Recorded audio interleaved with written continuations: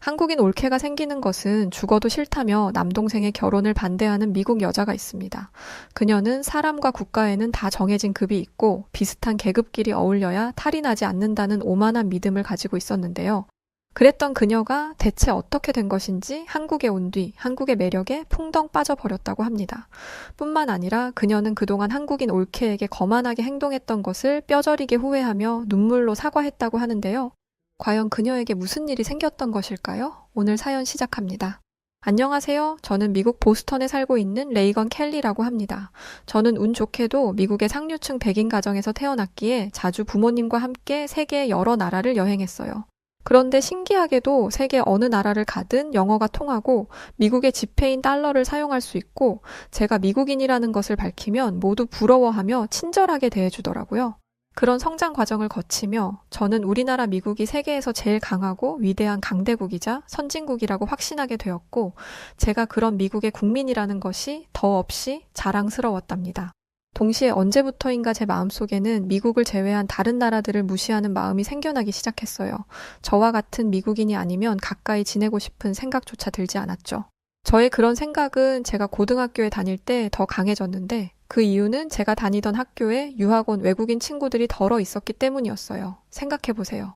아직 어린 나이에 자기 나라를 떠나 왜 여기 미국까지 와서 공부를 하고 있겠어요? 그게 다 우리 미국이 세계를 선도하는 위대한 나라니까 그런 것 아니겠어요? 게다가 미국은 어느 한 분야만 뛰어난 것이 아니라 군사, 경제, 과학, 첨단 산업, 스포츠, 거기에 기초 학문 분야까지 모든 분야에서 전 세계 선두를 달리고 있죠. 그러니 유럽, 중국, 일본, 인도 등 세계 각국에서 미국에 공부를 하러 오는 게 어쩌면 너무나 당연한 일이고 그런 유학생들을 볼 때마다 저는 미국의 우월함을 확인할 수 있었죠. 그런데 그 중에서 유독 제 신경을 거슬리게 만드는 여자애가 하나 있었습니다. 그 여자애는 이혜리라는 한국인이었는데 반도체 회사에 다니는 걔네 아빠가 미국의 주재원으로 오게 되어 겸사겸사 가족 전부가 미국에 왔다고 했죠. 해리가 특이했던 점은 한국에 대한 자부심을 숨기지 않았다는 것인데 그 애는 늘 점심으로 한식 도시락을 싸왔고 휴대폰도 유명한 과일 로고가 그려진 미국 제품이 아닌 한국 회사 제품을 사용하더군요. 게다가 말끝마다 한국을 입에 올리며 한국에 살 때는 이러이러한 게 좋았는데 미국은 그런 것들이 안 돼서 아쉽다며 미국과 한국을 비교하기까지 했죠. 솔직히 제 입장에서는 해리의 그런 행동들이 좋아 보이지 않았어요. 세계 3위의 경제 대국인 일본에서 온 유학생들도 일단 미국에 발을 들인 이상 주류인 미국인들 사이에 섞이기 위해 백인들에게 굽신거리거든요. 그런데 해리는 학교에 다니는 내내 한국인이라는 자신의 정체성을 잃지 않았어요. 그리고 해리가 그럴수록 저는 해리를 무시했죠. 괜히 미국이 부러우니까 더 저러는 거겠지? 무슨 애가 자격지심이 저렇게 많대? 한국에서 왔다고 했지? 하여간 가까이 할 친구가 아니네. 저는 그렇게 생각하며 해리와는 철저하게 거리를 두었습니다. 같은 학교에 다니고 있을 뿐 어차피 해리와 저는 급이 맞지 않다고 여겼으니까요. 그렇게 시간이 지나 저는 고등학교를 졸업했고 그와 동시에 해리는 제 세상에서 사라지게 되었죠. 나중에 우연히 한 친구로부터 해리가 하버드 대학교에 다닌다는 것을 전해 들었을 뿐 그게 전부였어요. 시간이 흐르며 저는 해리에 대한 기억을 잊어갔답니다. 그러던 어느 날이었어요. 제 남동생 마이클이 갑자기 결혼할 여자를 집에 데려온다고 했고 바로 그날 저희 가족의 끔찍한 악몽이 시작되었답니다. 글쎄 마이클이 데려온 여자가 제 고등학교 동창 이혜리였던 거였어요. 해리와 눈이 마주친 순간 저는 정말 기절할 정도로 놀라서 그대로 심장이 멈춰버리는 줄만 알았어요.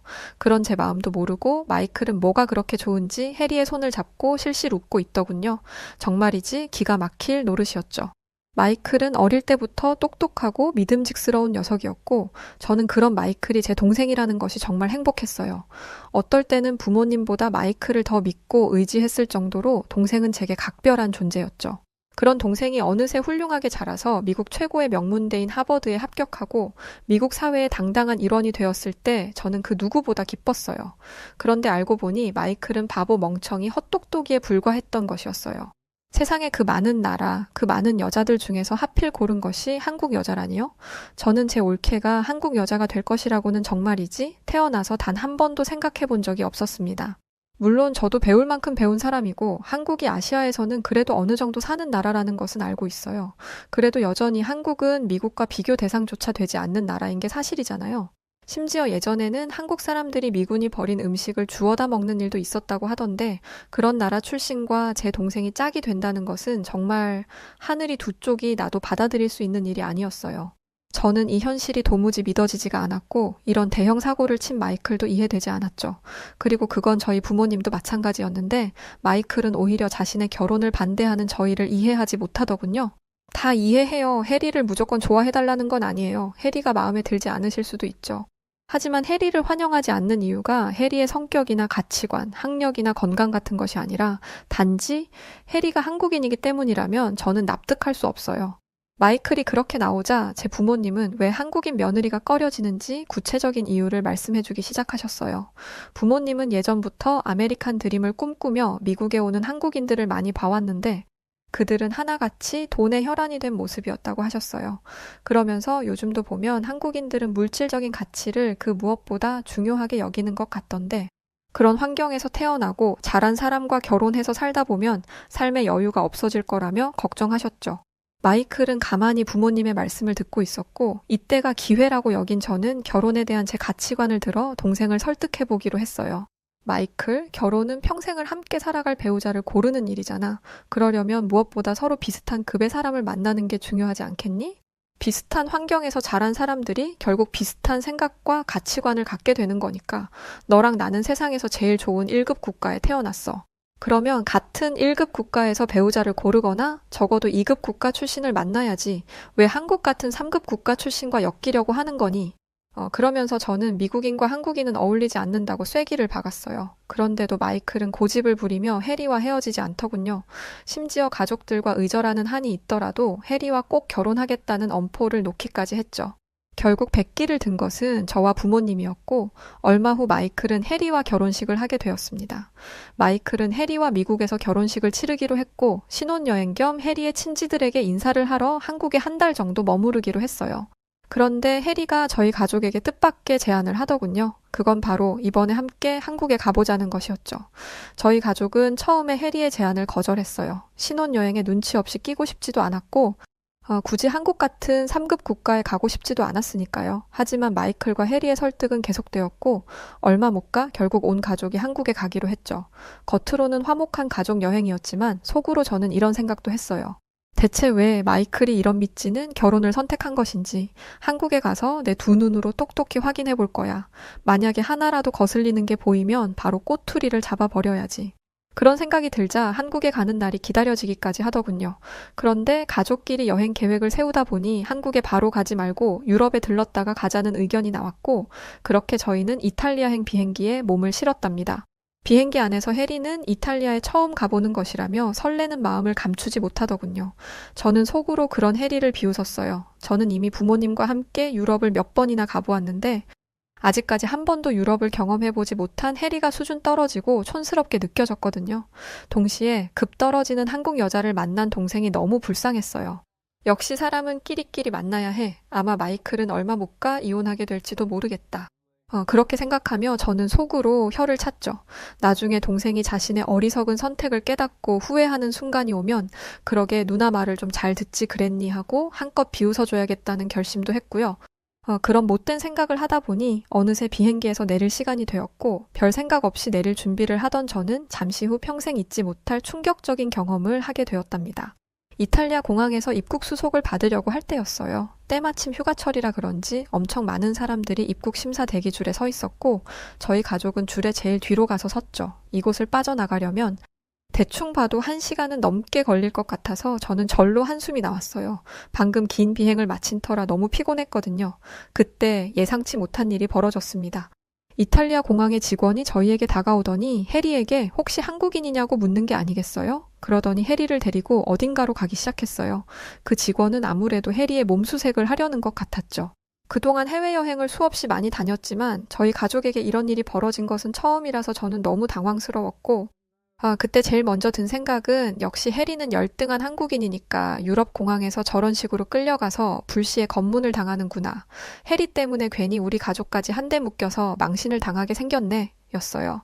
해리 혼자 무시당하는 거면 상관없는데 어쨌든 지금은 마이클과 부부가 되었으니 해리와 함께 우리 가족 전체가 급이 떨어지게 된 것 같아서 저는 몹시 불쾌했죠. 그런데 일이 이상하게 돌아가기 시작했습니다. 꼼짝없이 몸수색을 당할 줄 알았던 해리는 그런 곤욕을 치르기는커녕 특별 창구로 안내되더니 별다른 심사도 받지 않고 이곳을 프리패스로 빠져나가는 게 아니겠어요? 저는 깜짝 놀라서 이게 대체 어떻게 된 일인가 했죠. 알고 봤더니 한국인들은 한국 여권만 가지고 있으면 별도의 비자 없이 자유롭게 유럽에 입국할 수 있다고 하더라고요. 그뿐만 아니라 한국 여권은 신용도가 대단히 높아서 전 세계 대부분의 국가를 비자 없이 방문할 수 있고 지금처럼 빠르게 입국 수속을 받을 수 있게 해준다고 하더군요. 그 말을 들은 저는 도무지 이해가 되지 않았어요. 우리 미국인들도 아직 입국 수속을 받지 못해 대기 중인데 대체 한국이 뭐라고 그런 혜택을 받는 것인지 아무리 생각해도 알 수가 없었죠. 반면에 마이클은 뭐가 그렇게 좋은지 계속 싱글벙글 웃고 있더군요. 저는 그런 마이클이 괜히 얄미워서 피곤해서 정신이 이상해지기라도 한 거야. 왜 그렇게 실없이 웃고 있어? 하고 쏘아 붙였죠. 그러자 마이클은 해리와 결혼하기를 너무 잘한 것 같아. 난 지금 내 와이프가 한국인이라는 게 너무 자랑스러워. 라고 하더군요. 마이클은 당장이라도 한국으로 국적을 바꿀 태세였어요. 그 순간 저는 해리에 대한 질투와 동생에 대한 원망이 뒤섞이며 기분이 엉망이 되고 말았죠. 그 뒤로 이탈리아 여행을 무슨 정신으로 어떻게 했는지 기억도 잘 나지 않아요. 저는 그저 한시라도 빨리 한국에 가서 한국의 실체를 확인하고 싶을 뿐이었습니다. 미국보다 훨씬 뒤처진 3급 국가인 한국의 실체를 보고 실망한 동생의 얼굴을 마주하면 이 끔찍한 기분이 조금 나아질 것 같았거든요. 그리고 며칠 뒤 저는 드디어 한국 땅을 밟게 되었어요. 그런데 인천공항에 도착한 순간 저는 충격으로 말을 잇지 못하게 되었습니다. 제 예상대로라면 한국의 공항은 구질구질하고 허름해야 했는데 실제 인천공항은 미국의 공항과 비교해 손색이 없을 정도였어요. 아니 오히려 더 뛰어나 보이기까지 했죠. 그중에서 제일 먼저 눈에 들어온 거는 공항의 청결을 로봇 청소기들이 관리하고 있다는 것이었어요. 값비싼 로봇 청소기가 이렇게 많이 운용되고 있다는 것도 놀라웠지만 불특정 다수가 있는 개방된 장소에 로봇 청소기를 그냥 두고 쓴다는 것도 신기한 일이었죠. 만약 여기가 미국이었다면 저런 고가의 장비들은 당장에 도난 당하고도 남았을 거예요. 그런데 인천공항에 있는 한국인들은 로봇 청소기에 관심조차 주지 않더군요.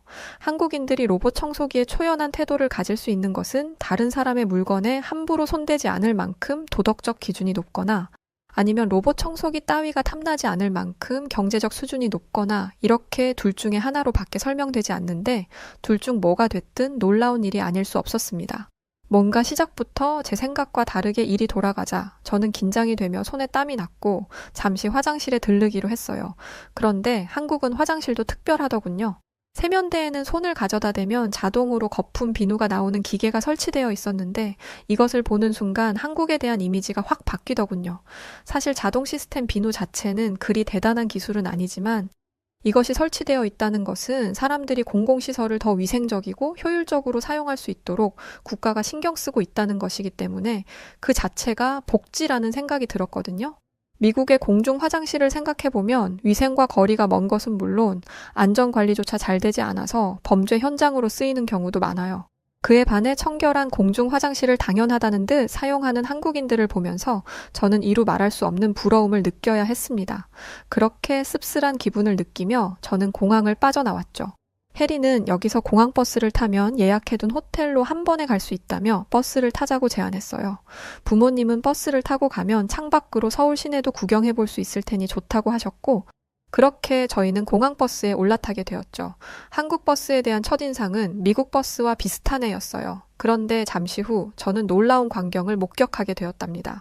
글쎄, 한국인들이 좌석에 설치되어 있는 플러그를 이용해 휴대폰을 충전하기 시작하는 것 아니겠어요? 저는 한국의 버스가 이런 서비스를 제공한다는 것이 너무 놀라웠습니다. 사실 미국 버스에도 이런 휴대폰 충전 서비스가 제공되기는 해요. 다만 미국 버스에서 충전을 한다는 것은 서비스라기보다는 필수에 가까워요. 왜냐하면 미국은 땅이 워낙 넓어서 한번 버스에 타면 10시간 가까이 때로는 10시간도 넘게 이동할 때가 있거든요.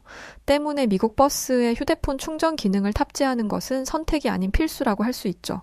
하지만 한국은 사정이 다르잖아요. 한국은 버스를 타고 이동해봤자 고작 1시간 내외일 텐데 그 시간 동안 버스에서 휴대폰 충전 서비스를 제공한다는 것은 오로지 사람들의 편의를 생각한 서비스라는 거죠.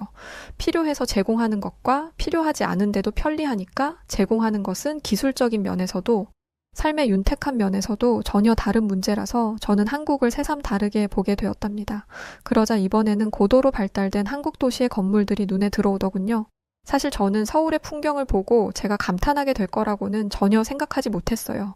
왜냐하면 저는 여태까지 전 세계의 뛰어난 선진국들을 많이 봐왔고, 그렇기에 서울 정도는 눈에 차지도 않을 거라고 생각했거든요. 그런데 서울은 최첨단 도시와 한강이 한 폭의 그림 같이 어우러지며 특유의 매력을 발산하더군요. 마침 그때는 노을이 지던 시간이었는데 붉게 물들어가는 한강과 그 위를 유유히 지나가는 지하철, 그 너머의 고층 빌딩들까지 그 모든 것들이 뭐라 말로 다 설명할 수 없는 아름다움을 만들어내고 있었어요. 옆자리를 바라보니 제 부모님들도 입을 다물지 못한 채 서울의 아름다운 풍경을 바라보고 계시더군요. 그렇게 저와 부모님은 살면서 여태까지 몰랐던 한국의 매력에 빠져들기 시작했죠. 서울의 호텔에서 하룻밤을 푹 쉰 뒤 해리는 저희에게 기차를 타고 전주라는 곳에 가자고 했어요. 거기는 맛있는 음식들과 한옥마을로 유명한 도시라면서 한국 관광을 시작하기에 그만한 곳이 없다면서 말이죠. 저희 가족은 모두 해리의 의견에 동의했고 잠시 후 전주행 기차를 타러 서울역으로 가게 되었답니다.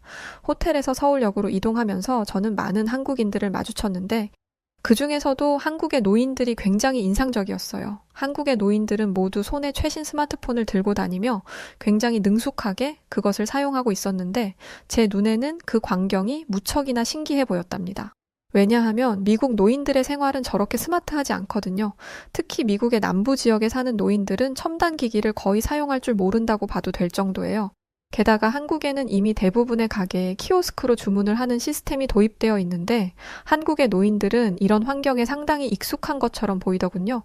간혹가다 키오스크를 사용하는 것에 어려움을 느끼는 노인도 있었는데 그럴 때는 직원이 잽싸게 나와서 안내를 하거나 근처에 있던 젊은 한국인들이 친절하게 도움을 주더군요. 그 모습을 보면서 저는 한국 사회가 이렇게 빨리 첨단 시스템을 도입하고 디지털화될 수 있었던 이유 두 가지를 찾아냈습니다. 하나는 한국인들 자체가 똑똑해서 어떤 최신 기계가 나오든 빠르게 사용법을 습득한다는 것이었고, 다른 하나는 나만 앞서가는 것이 아닌 뒤처진 이들까지도 챙길 줄 아는 상냥함을 갖춘 것이었죠. 그 순간 저는 동생이 해리에게 빠져든 이유를 깨닫게 되었어요. 아마 제 동생은 해리에게서 한국인 특유의 미친 매력을 발견했던 것이겠죠. 그런 것도 모르고 한국이 고작 3급 국가일 뿐이라고 무시했던 저는 제가 가지고 있던 생각들이 얼마나 잘못된 것이었는지 비로소 깨닫기 시작했습니다. 그렇게 저는 반성하는 마음을 안고 전주행 KTX에 탑승했죠. 그리고 그 안에서 저는 다시 한번 깜짝 놀라게 되었어요. KTX 객실 내부 환경이 청결하고 쾌적했음은 물론 한국인 승객 그 누구도 소란을 피우거나 불쾌한 행동을 하지 않았거든요. 객실 내부에는 불황자가 있기는커녕 깔끔하고 고급스러운 옷을 입은 한국인들이 매너를 지키며 조용히 자리에 앉아 있을 뿐이었어요. 언제나 소란스럽고 범죄가 빈번하게 발생하는 미국의 지하철을 생각해보면 한국의 KTX는 천국과도 같은 곳이었죠. 미국은 지하철 안에 노숙자가 탑승하거나 소매치기와 같은 범죄가 자주 일어나기도 해서 외국인 관광객들에게 지하철을 이용하라고 잘 추천하지 않아요. 외국인들이 미국의 지하철 실태를 봤다가는 국격이 떨어지고 말 테니까요. 반면에 한국의 KTX를 비롯한 버스, 지하철은 한국인들의 선진 시민 의식을 대변하듯 깨끗하고 안전해서 한국의 대중교통을 한 번이라도 이용해본 외국인들은 감탄에 감탄을 거듭하게 되죠. 게다가 이런 평판들이 모여서 한 국가의 이미지를 만들어내는 것이기에 한국의 미래는 앞으로도 밝다고 할 수 있겠죠. 잠시 후 전주역에 도착한 저희들은 우선 식사를 하러 가기로 했어요. 해리는 이곳에서 제일 유명한 음식은 전주 비빔밥과 갈비라고 했고 저희 가족은 군침을 삼키며 얼른 식당에 들어가자고 했죠. 그렇게 한껏 기대를 하고 들어간 한국의 식당은 제 기대를 아득하게 뛰어넘고도 남을 만큼 멋진 곳이었습니다. 우선 한국 음식이 맛있는 것이야 두말하면 입만 아프고 한국 식당이 갖추고 있는 최첨단 시스템 역시 저를 깜짝 놀라게 만들었어요.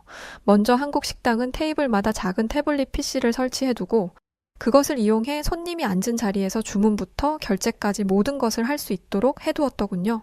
고가의 기계인 태블릿 PC를 테이블마다 설치했다는 자체만으로도 놀라서 기절할 만한 일인데 이렇게 편리한 시스템까지 도입했다니 정말 눈으로 보면서도 믿기지가 않았죠. 놀라움은 여기서 끝이 아니었어요. 주문한 음식을 누가 가져다 줬는지 아세요? 바로 서빙 로봇이었어요. 저희가 주문한 음식을 가지고 온 로봇을 보는 순간 저는 너무 충격을 받아서 여기는 설마 무슨 SF 영화에 나오는 미래도시인가? 심각한 고민에 빠질 정도였죠. 주변을 둘러보니 놀란 것은 저희 미국인 가족들 뿐, 한국인들은 편안한 얼굴로 식사를 하고 있었어요. 그들에게는 이런 상황이 너무나 익숙했던 거죠.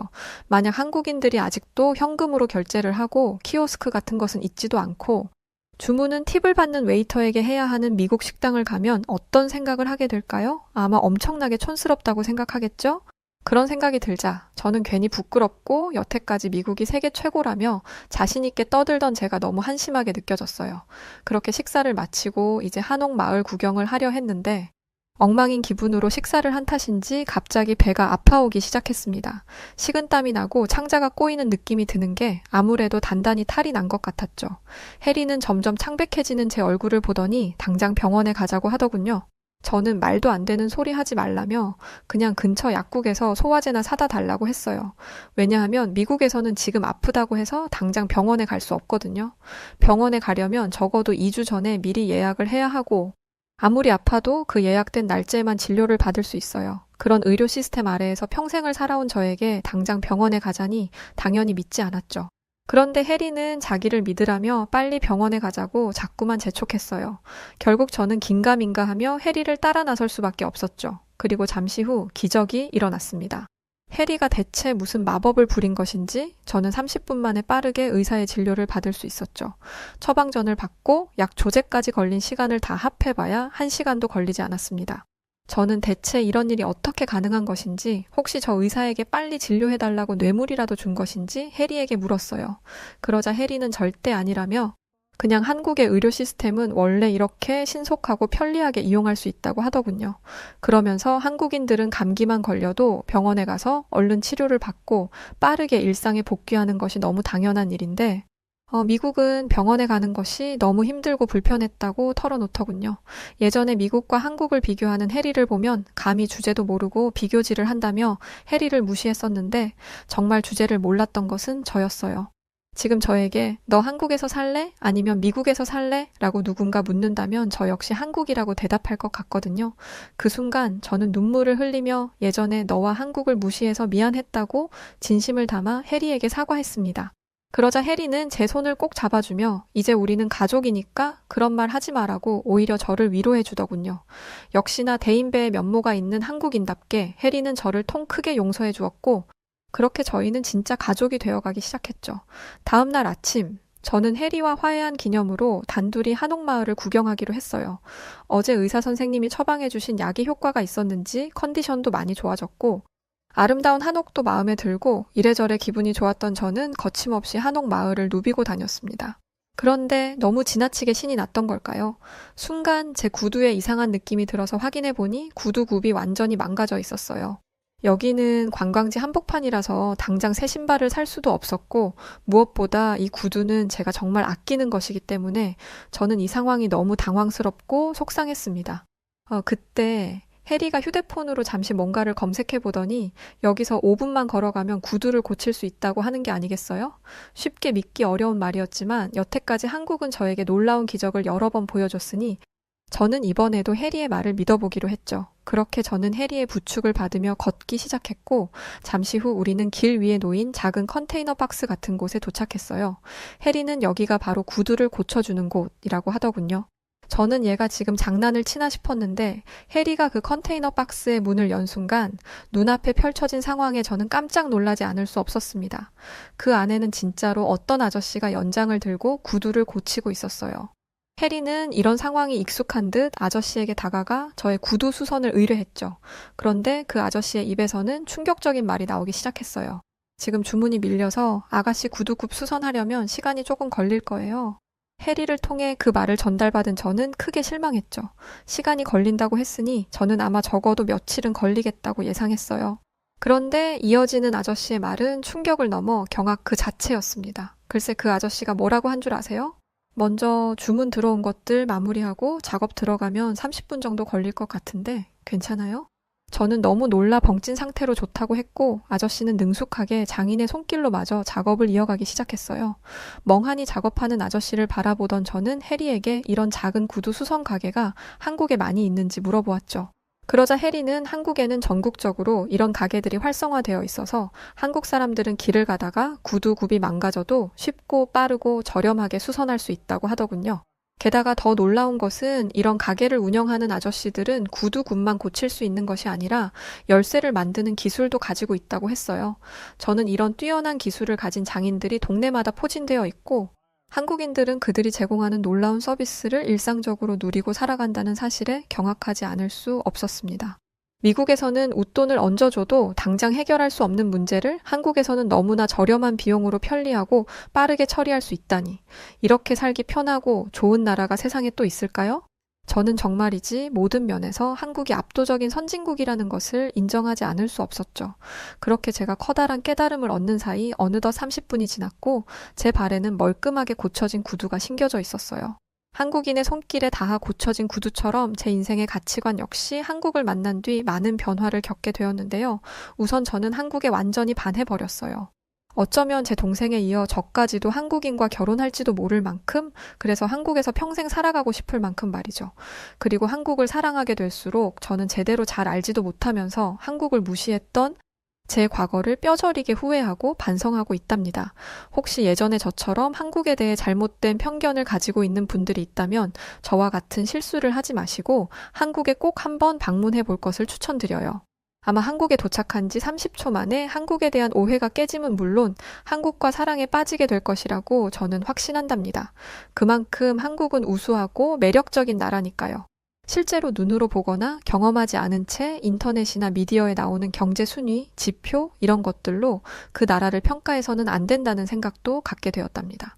적어도 제가 보고 경험한 한국은 3급이 아니라 1급 수준이었으니까요. 저를 시작으로 앞으로도 전 세계 한국의 위상이 드높아지기를 바라며 이만 제 이야기를 마치겠습니다. 여러분 행복한 하루 보내세요. 자, 오늘 사연은 여기까지입니다. 사연을 읽다가 나라를 이렇게 급으로도 나누는구나 라는 걸 오늘 처음 알았어요. 근데 한국을 그렇게 낮게 평가한다는 것도 참 충격적이었네요. 한국을 본 뒤 오해를 푸셨다니 다행이고요. 사연 보내주셔서 감사합니다. 그럼 오늘 사연 어떻게 들으셨나요? 오늘 사연이 재미있으셨다면 구독, 좋아요, 알림 설정 부탁드리고요. 지금까지 저는 사연을 읽어드리는 여우튜브 송은지였습니다. 더 좋은 사연으로 찾아뵐게요. 영상 끝까지 시청해주셔서 감사합니다. 그럼 우리 구독자분들 모두 고맙고 늘 사랑합니다. 당신만의 여우